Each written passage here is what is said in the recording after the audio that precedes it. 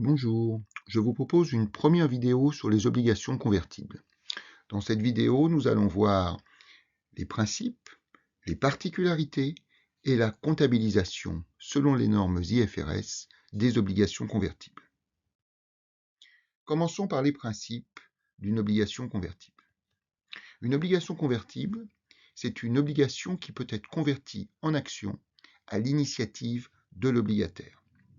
La décision de convertir, prise par l'obligataire, est fondée, le cas échéant bien sûr, sur l'évolution du cours de bourse de l'action sous-jacente. En fait, l'obligataire détient une option à l'américaine. Ça veut dire qu'il a la possibilité de convertir l'obligation en action à n'importe quel moment, en principe, entre la date d'émission de l'obligation et sa date d'échéance. L'obligation convertible présente un certain nombre d'avantages. D'abord pour l'émetteur. Le point le plus important, c'est que ça lui permet de s'endetter à un coût réduit par rapport au coût d'une obligation ordinaire, car l'obligation convertible procure en contrepartie une option de conversion. Par ailleurs, lorsqu'on émet une obligation ordinaire, on doit au préalable obtenir un rating d'une agence de notation, alors que ce rating n'est absolument pas obligatoire pour émettre une obligation convertible. Avantage également pour l'obligataire, qui a la possibilité d'abord de profiter de la hausse du cours de l'action et, en cas de baisse du cours de l'action, de se protéger en ne convertissant pas l'obligation et en attendant le remboursement du nominal, sous réserve bien évidemment que l'obligataire ait la surface financière qui lui permette de patienter jusqu'au remboursement. En conclusion de cette première slide, le souscripteur ignore complètement, lorsqu'il souscrit à l'émission d'une obligation, s'il la conservera jusqu'à l'échéance, jusqu'à son remboursement, ou s'il la convertira en action. Bien évidemment, il fait le pari de la hausse du cours de l'action sous-jacente et donc il fait le pari de la conversion. Parce que s'il voulait uniquement conserver l'obligation, s'il était sûr de vouloir la conserver jusqu'à l'échéance, il achèterait plutôt ou il souscrirait plutôt à l'émission d'une obligation ordinaire dont le taux de coupon serait plus élevé. Alors maintenant, voyons les spécificités financières de ces obligations convertibles. Tout d'abord, la notion de ratio de conversion. Le ratio de conversion, c'est le nombre d'actions reçues en cas de conversion d'une obligation. Alors, je vais illustrer les différentes notions par un exemple numérique. On va imaginer que le nominal d'une obligation convertible est de 5 000 euros. Le ratio de conversion est supposé être égal à 625. Ça veut dire que chaque obligation donne droit à 625 actions en cas d'exercice du droit de conversion. Par conséquent, le prix de revient d'une action sous-jacente, ou tout simplement le prix de conversion, c'est 5 000 euros divisé par 625, ce qui fait 8 euros. Deuxième notion, la prime. C'est en fait la perte en cas de conversion de l'obligation le jour de son émission. Alors continuons à raisonner sur un exemple. L'action dont le prix de revient en cas de conversion de l'obligation est de 8 euros, a en fait, le jour de l'émission, un prix de 7,80 euros, un cours de bourse de 7,80 euros. Le prix de l'obligation, qui est coté en pourcentage, est de 103, c'est-à-dire de 103% du nominal. Ça veut dire qu'en euros, le prix de l'obligation, c'est 5 000 fois 103%, ce qui fait 5 150 euros. La valeur des 625 actions qui seraient obtenues en cas de conversion d'une obligation est donc égale à 625 fois 7,80 euros, ce qui fait 4 875 euros.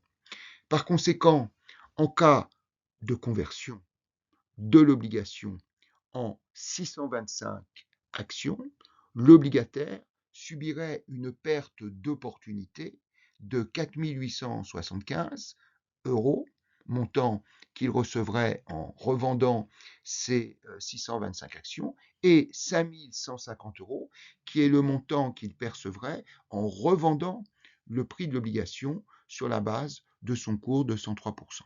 Donc, la prime est égale à 275 €. Très souvent, l'émetteur prévoit un call qui est à sa main, c'est-à-dire une option de rachat de l'obligation à un prix connu à l'avance.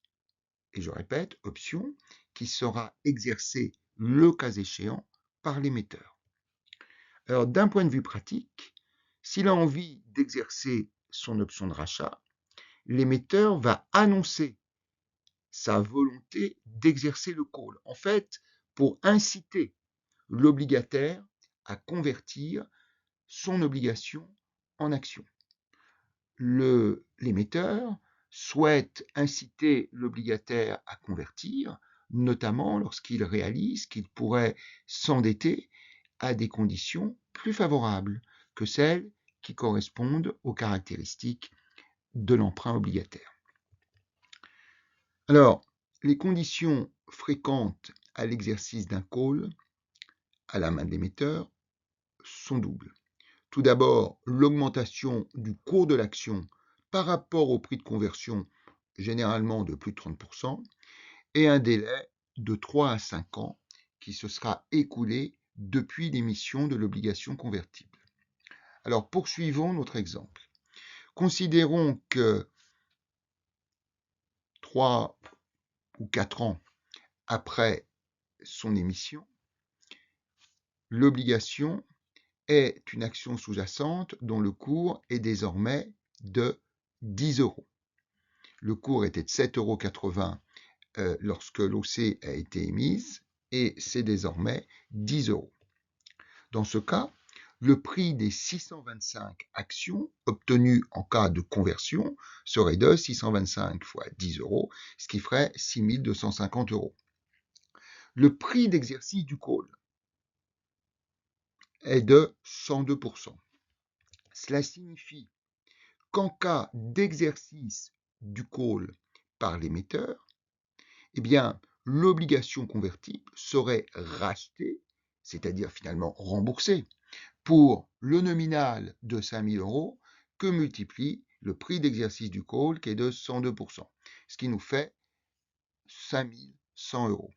Par conséquent, en cas de remboursement de l'obligation, eh bien, l'obligataire subirait une perte d'opportunité correspondant à la différence entre le montant qui lui serait remboursé par l'émetteur, 5100, et le prix auquel il pourrait revendre ces 625 actions s'il se décidait rapidement à convertir son obligation en 625 actions. Et dans ce cas, comme le cours de l'action sous-jacente est supposé être de 10 €, eh bien, il percevrait 6 250. Donc, la perte d'opportunité, c'est 5100 moins 6 250, ce qui fait 1150 €.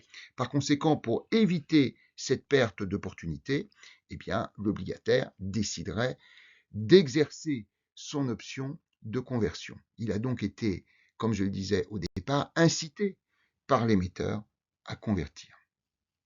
Alors passons maintenant à la comptabilisation des obligations convertibles en environnement IFRS.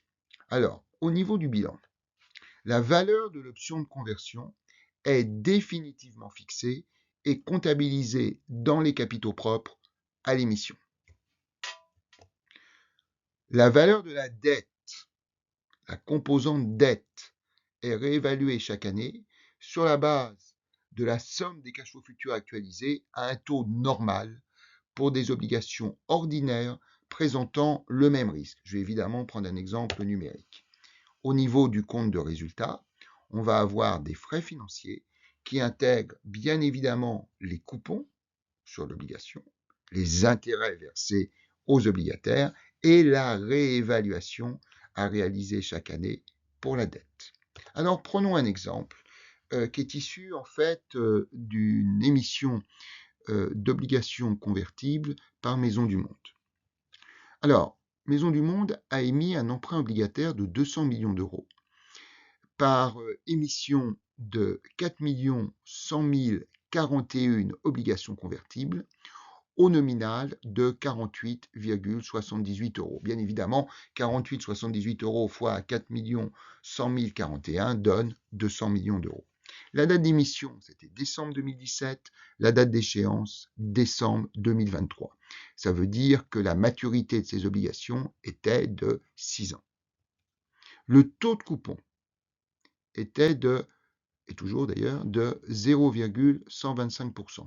Ça veut dire que chaque année, Maisons du Monde paye des frais financiers ou des coupons d'un montant total égal à 0,125% fois le montant total de l'emprunt obligataire, 200 millions, ce qui fait 0,25 millions d'euros ou 250 000 euros. À l'émission, le taux de référence était de 2,35%. Ça veut dire qu'on peut considérer que des obligations ordinaires pour des titres de même risque étaient de 2,35%. Par conséquent, la valeur de la composante obligataire à l'émission, on a dit, ou la composante dette, c'est la même chose. À l'émission, c'est la somme des cash flows futurs actualisés au taux de référence, c'est-à-dire la somme d'abord des intérêts, des frais financiers, des coupons, 0,25 millions, actualisés donc à 2,35% pendant 6 ans, plus le montant à rembourser dans 6 ans, 200 millions, actualisé à 2,35%. Alors la somme est en fait, la somme avec le sigma, est en fait une somme d'annuités constantes actualisées, c'est-à-dire que ça nous donne 0,25 que multiplie 1 moins 1 plus le taux de 35% à la puissance moins le nombre d'années, c'est-à-dire 6, le tout divisé par 2,35%, plus 200 divisé par 1 plus de 35% à la puissance 6, ce qui nous fait 175,4 millions d'euros. Ça, c'est la composante dette. Ça veut dire que le jour de l'émission, on peut considérer que la dette de Maisons du Monde devait augmenter de 175,4 millions d'euros. Et du coup, la composante action, c'est la différence, c'est-à-dire 200 millions moins 175,4 millions, c'est-à-dire 24,6 millions. Ce montant de 24,6 millions, cette composante action, elle est comptabilisée en capitaux propres et sera inchangée pendant toute la durée de vie de l'emprunt obligataire. En revanche, la composante obligataire, 175,4 millions d'euros, va être réévaluée chaque année sur la base, premièrement, du nombre d'années qui restent jusqu'à l'échéance, et d'autre part, sur la base de l'évolution de taux de référence pour des obligations ordinaires présentant le même risque. Alors, si on se met, par exemple, le 31 décembre 2021, à cette date, le taux de référence pour des obligations ordinaires de même risque est de 2,55%. Et si on est le 31 décembre 2021, pour une obligation ou pour des obligations qui seront remboursées en décembre 2023, il reste 2 ans. Par conséquent, la nouvelle valeur de la composante obligataire, la composante dette, d'accord, c'est la somme des deux coupons, des deux ensembles de coupons qu'il reste, les coupons de 0,25 millions qui seront versés en 2022 et les coupons de 0,25 millions d'euros qui seront versés la dernière fois en 2023, désormais actualisés à 2,55%, plus les 200 millions qui seront versés 2 ans plus tard et qui sont encore actualisés à 2,55%.